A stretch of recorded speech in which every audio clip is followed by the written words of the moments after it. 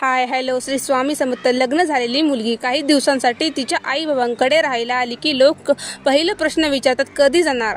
तिच्या आई वडिलांना जेव्हा दिसेल तेव्हा लोकांचा हाच प्रश्न असतो, कधी जाणार. थोडं आली तर थोडं जगू द्या तिला निवांत. तुम्ही तिची आणि तिच्या आई बाबांना मदत करू शकत नसाल, कधी जाणार हा प्रश्न विचारून त्यांचा त्रास वाढवू नका. अजून जमलं तर फुलाची पाकळी देता आली तर द्या.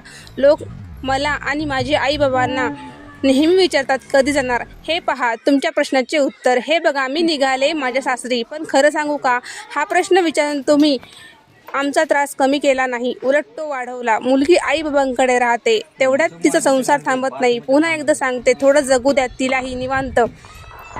तुम्ही फूल नाही देऊ शकत तर फुलाची पाकळी तरी द्या, निदान तिच्या आई बाबांना.